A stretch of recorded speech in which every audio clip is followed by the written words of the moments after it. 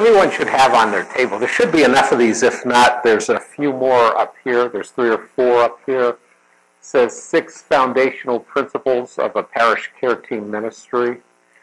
It's just a basic outline, really, an introduction to what we do in forming these care teams. 3.5 years ago, when I began this professional service, it wasn't really geared towards the church. It was geared towards the correctional system. But it was meant to provide an environment for the church to be able to be involved at a deeper level in the correctional system, simply because over the last 4 decades we've locked up more people in this nation than any other nation on earth. And even now, the system is very overburdened to the point where in many states, if not all states, the doors are being opened to larger groups of people who are coming back into our neighborhoods after serving some very long sentences. So when I looked at the scriptures, and especially this is based mainly on Matthew 25, 31 to 46, where the Lord says, I was hungry and you fed me, I was thirsty, you gave me a drink. I was a stranger, you took me in. I was naked, you clothed me. I was sick and you visited me. I was in prison and you came to me. And the response from everyone, the sheep and the goats, was, when did we do this? Both were blind to the fact that it was Jesus, the sheep and the goats. The difference was that one side exercised mercy and the other side exercised indifference. And the indifference probably was out of fear. So we have love and fear. I have a good friend who's a therapist, and one of her favorite sayings is that perfect fear casts out all love. Perfect fear casts out all love. So when we look then at the church, we realize that there are great opportunities to be involved in people's lives, but lay people, especially, I'm talking about lay people, are afraid. They're afraid of a number of different things, but there's also great love there. And that's not unusual with any of us, that there's a continuum and we all fall somewhere on that continuum. So how do we move this more into the love category? And how do we equip and make available ministries for people where there's that love abounding and they want to be involved in substantial ways, not just in setting up the hall for the conference to happen, but to actually be with people, walk with them, and go through life's journey with them in a meaningful way.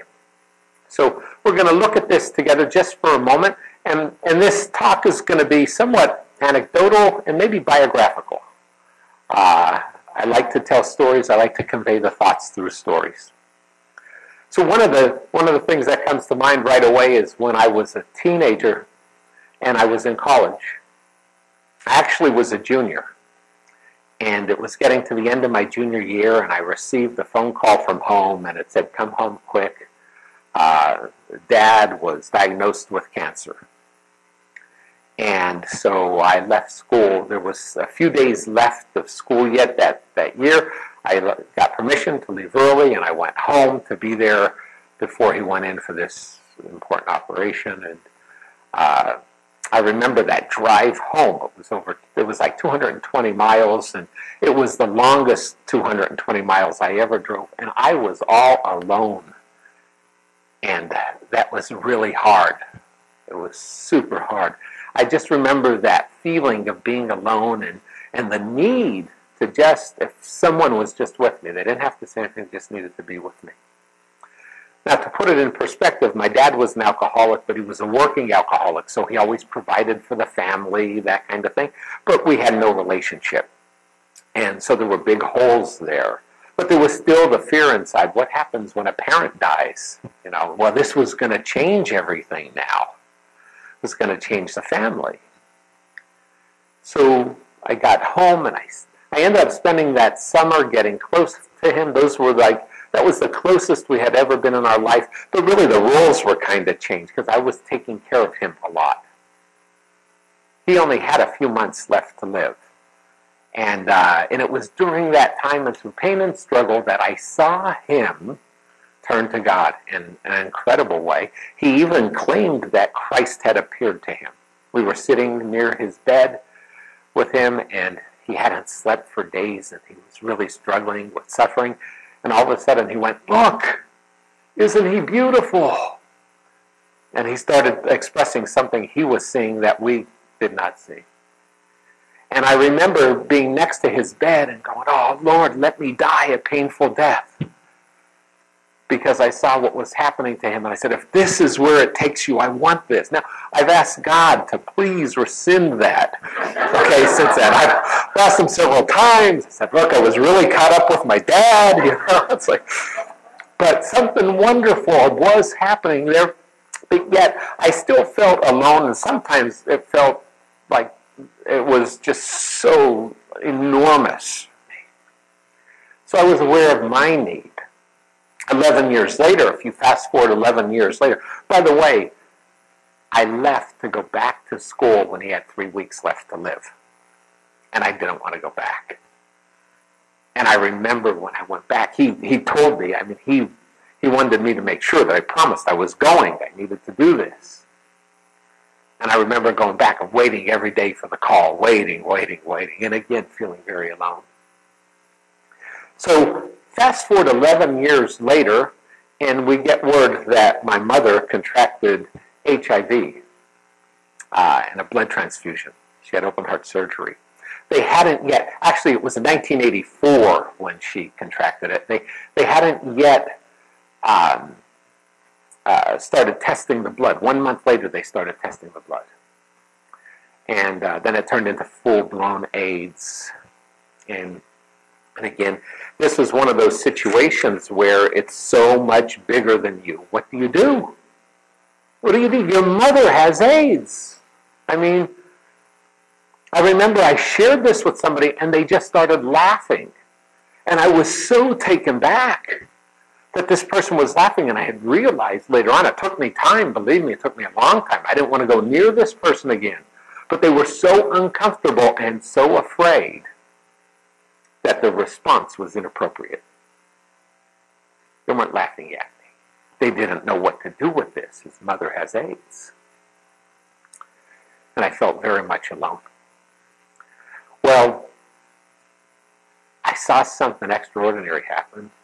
My mother, during that time, modeled for me what forgiveness looked like. We sat down one day. Word was going around that there was a certain group, and I could name the group. I don't want to do that. I don't want to get off on anything here, but a certain group said we need to infect the mainline bloodstream because people are dying and no one cares, and they're not going to care until, this goes mainstream. And so there was always that possibility. This could have actually been done purposefully. And my mom and I sat down one day and we held hands and she prayed and she asked God to forgive and release if anyone had any part in that, to do that purposefully. And I watched her in her pain and her suffering and going through this whole thing. Just amazing things happen. And now I started to understand something new, that my entering in and being with somebody wasn't about me. Wasn't about them.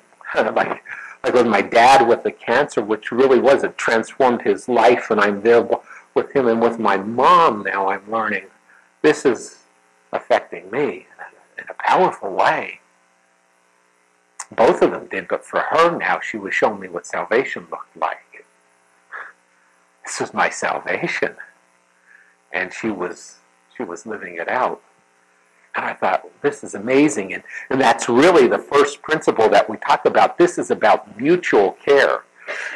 And I love Bishop John's mentor. Oh, I'm not going to recall them now. The protege, the mentor, and what am I missing? And the peer. This is all peer now. What we're talking about here is just going to be peer. It's how do we all get on this even keel here and just be with each other. I'm not talking about mentor and mentee or protege, but just how could we be together and get the most out of it. So we approach, even if it's outreach, and if we're reaching out to those the hungry, thirsty, stranger, naked, sick, imprisoned, etc., then I have to approach that saying, I need them as much in my life as they need me. Or as someone had mentioned before, St. John Chrysostom, saying, the rich were created to help the poor were created for the salvation of the rich. You see. And who needed whom more? The rich man, Lazarus. So we approach this going, no, we need each other. So we have situations in our parishes. They could be simple situations. When my mother had AIDS, I then became a volunteer with an organization that was helping people with AIDS. And there were simple things that were needed. Somebody was living at home.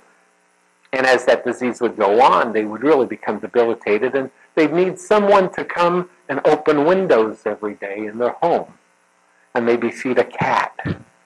But be with them in the process and spend time with them in the process. And I saw how incredibly powerful that was. And it didn't take a lot of training. It didn't take this. It took this. It took the heart. And to be with. So the second principle, we've got that down. We need each other. It's mutual. We move to the second principle. We purpose to love our neighbors. Jesus called us to love our neighbors. Our home life, our family is our closest neighbor.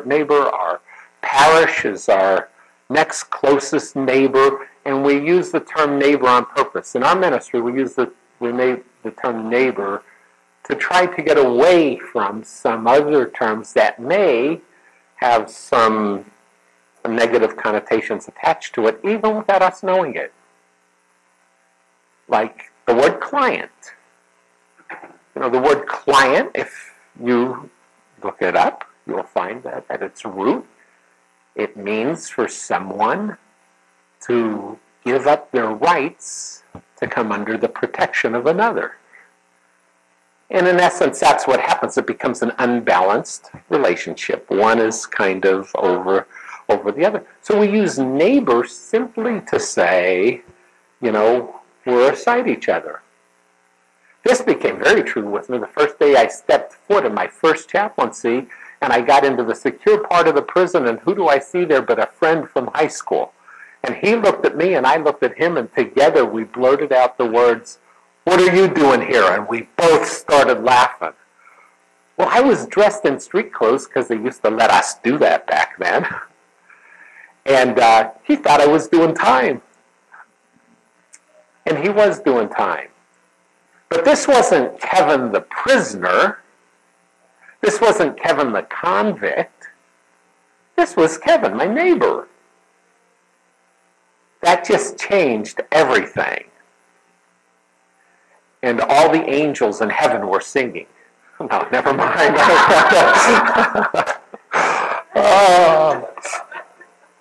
So labels matter. Now see, let me show you just how this goes in the parish, because if we really become aware of this, we're going to be careful how we label a lot of things.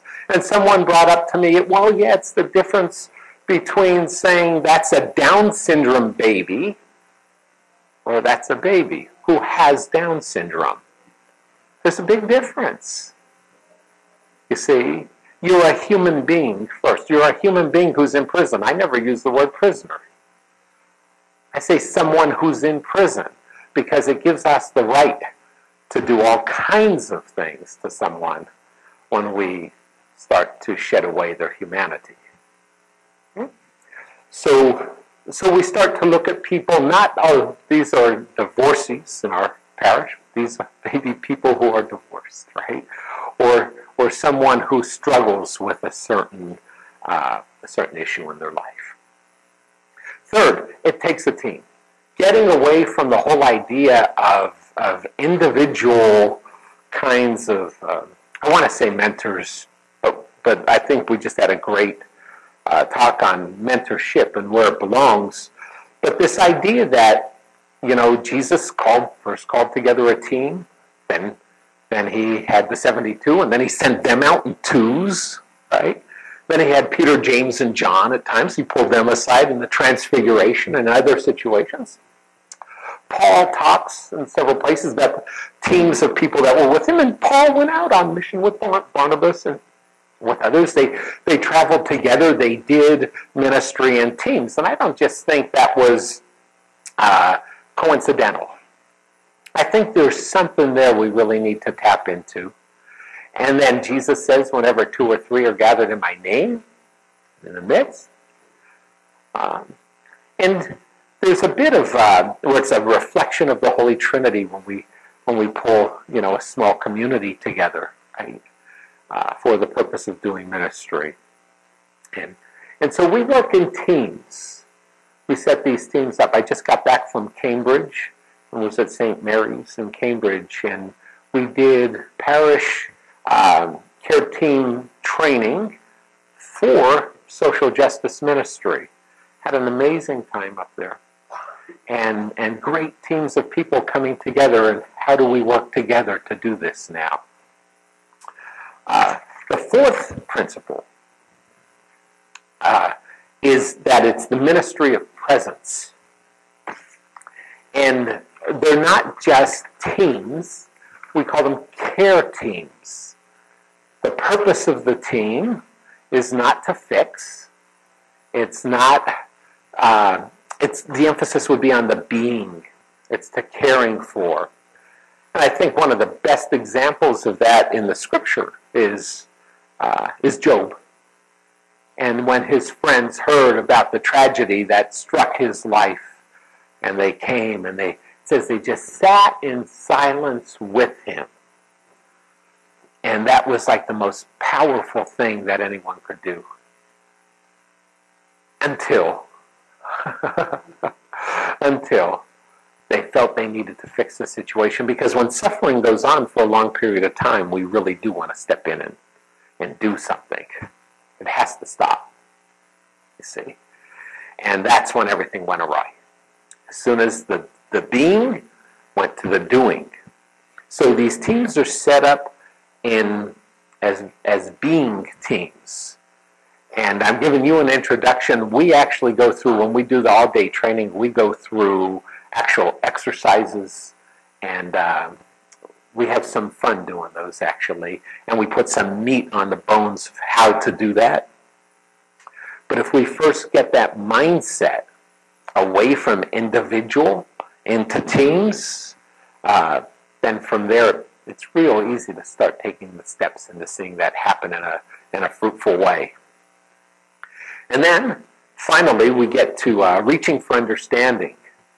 And number 5, reach for understanding, to know that I'm God. So we're there with them. We're bringing that presence with us, that caring, loving presence. By the way, there was a guy in prison who really made this clear one time. He said, everybody comes in here to tell me what to do, but no one ever comes to listen to me. I thought that was so powerful when he said that. And so what I started doing as the head chaplain in the institution, I made it so that whenever we were bringing bad news to somebody, the news that someone has passed away in the family, and then further bad news, you're not able to go to the funeral.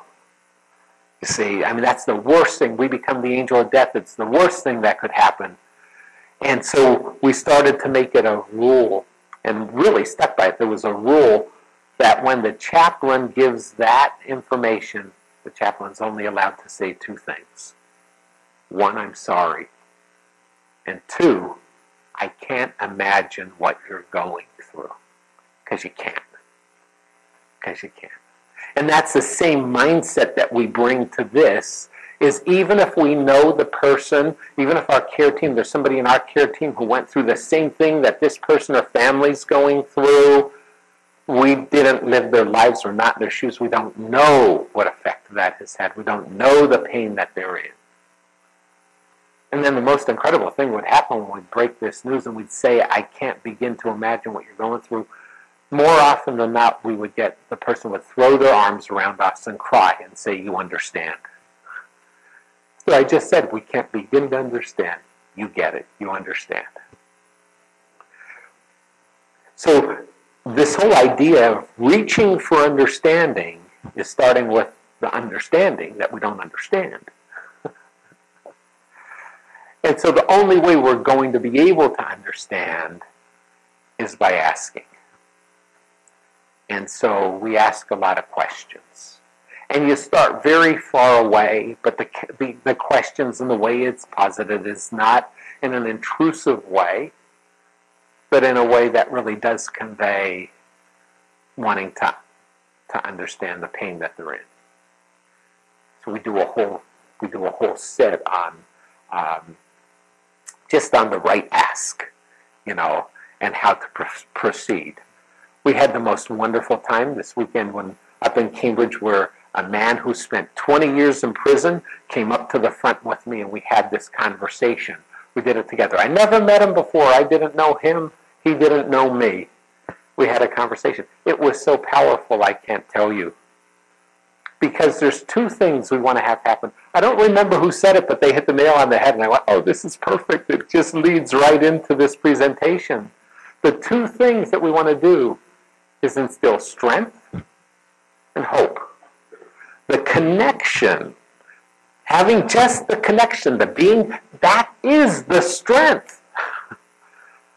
Don't take that lightly. That is the strength. The hope is when we help them to dream. And dreams, and I mean this in the deepest way. I mean, dream gets used in all, I'll follow your dreams, and all this, and that's not what I'm talking about. When I talk about dream, I'm talking about, seeing beyond even here, but it comes out from in here. Understand? It comes from within. And so when you ask the questions are meant to lead to the dream. What is the dream? So this gentleman is up on the platform with me up in front of everyone, and I asked him a question. I said, if there was one thing now that you could have, regardless of what it is, like put everything else aside, what would it be? And he said, when I went into prison, my daughter was 1.5. He did two terms that equaled 20 years. My daughter was 1.5, and she's 12 now. And I haven't seen her since she's 1.5. And my dream is to be reconnected with her. So then the next question is, what do you think needs to happen for that to happen? I don't have answers. I'm not coming to fix it. He started talking. And then we said, so what would be the first step towards that? If you were to do a first step, what would it be? Then we broke it down into little bite-sized pieces. And all of a sudden, 20 years in prison and separated from the daughter was now just 3 steps away from reconnection. It's amazing. That's amazing. So going back up there in 2 weeks to launch that group, that first care team with that fellow. Finally, it's about our salvation. Number 6, becoming perfect. Perfect in love. And it's about our salvation, but it's not only about our salvation, it's about our salvation. Oops. It's about an old microphone that used to be right here. It's about our salvation, it's about our neighbor's salvation. You see. And so we set the environment where love and action can happen. Now I'm going to tell you very quickly, I'm going to give you 5 other points, and we have them with all A's so that you can remember them. But these are those non-tangible needs that everyone has, or metaphysical, or whatever you want to call them. And if you could think of this, if you're in youth ministry, if you're doing marriage, whatever your emphasis is, and you could think of these 5 things as these care teams are being established, that they're kind of asking the questions as to whether these 5 important needs are being addressed, or are they being brought out in the conversation. The first one is for attention. Attention. And when we're working with the poor, fits so well again in Matthew 25. I was hungry, you gave me something to eat. The poor person out on the street needs to know that somebody sees them, because if you don't see them, they die. But yet what do? We don't look, because if we look, it's uncomfortable. And it may call us into that situation, or it may provide pain that we're not ready to deal with, you see. We've all done that at one time or another. And then the second need is for acceptance. Attention first, acceptance second. And that would be, I'm thirsty, and you gave me something to drink. In Christ's day, a drink wasn't a bottle, right? It was a well, and wells were communal. And in order to have access to a well, you were part of a community. Somebody's letting you in, right? You're inside the walls, and you're getting a drink. A flotini is a great example of I was thirsty and you gave me a drink. So, but that's really acceptance. Help me now. How do I get beyond attention to acceptance? Then there's appreciation. And appreciation really does fit the not just the transient person, but the immigrant. Because appreciation is you're not a burden. We're glad you belong. We're glad you belong. And, excuse me. And really, immigrants are very aware that they're a burden on somebody, and they don't want to be a burden. See? And then approval. And approval goes the next step. And this is that person who is in abject poverty. This is, I was naked and you clothed me, right? Approval says, we're glad that you belong. Because, see, they're in shame. And to get past that shame, we say, no, your worth is greater than your nakedness, you see. And so we're glad you belong. You've made our gathering better because you're here. Your presence has done that. And then finally is affection, the person who is sick and the person who's in prison. Only they're two different degrees. You know? And one is probably more friendship and the other one would be more agape. And the person who is sick, in that time was who sinned, them or their parents, right? There's curses on them. And the person in prison is obviously cursed by God and man. So the degenerate. So affection, to be with, makes all the difference in the world. So with the prisoner, we were starting with the low of the low.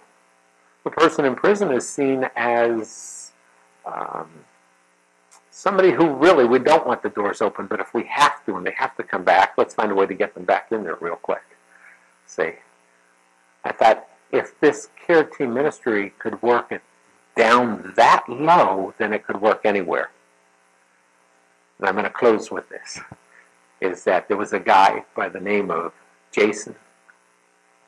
Jason sat in prison for 17 years, and I was his chaplain for 12 of those 17 years. And I watched him come up to the chapel, and I watched him be lost, and I watched him look for where do I belong, and how does this ever make sense?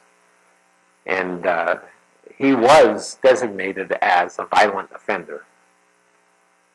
And he held up some places, armed robberies and strong arms and all that kind of thing. Not the kind of guy that you really want coming to your church, But something happened during his incarceration, and we became, I guess I became a mentor to him. But it was more than that. I then connected him with the Orthodox Church and with a priest, and he went off to the state prison, but his life was beginning to change. And over the next 6 years in prison, he really did embrace Orthodoxy. He became fully Orthodox and got out of prison, and for the first time found a new way. He was a barber, and he started to cut hair, and he started to become well known in the community, but he messed up. And I can't tell you how heartbreaking it was when he went back to prison after being out for a couple years, and how it broke my heart to see this happen. And he had started a family on the outside and all kinds of things. And here we go again with this. And it's at that point that I have to readjust and say, where is my heart? Where is my mind? And what? Because he's gone back to prison, it's a failure? Or am I not getting it yet, God? It's about me. It's about me. And God used that instance, because I was mad at first. How dare he? And God reminded me of how many times I've gone back to things that he's already delivered me from. Only thing is, his involves the law. He got out 6 months later, and he's been out for 10 years now. And he's a barber. His barber shop has become the hub for men and boys in the community. And half the police force goes there and gets their hair cut. Half the police force. But it's been a journey. It's a journey. And we're talking about nothing short of a journey, but we're doing it together when we do it in teams.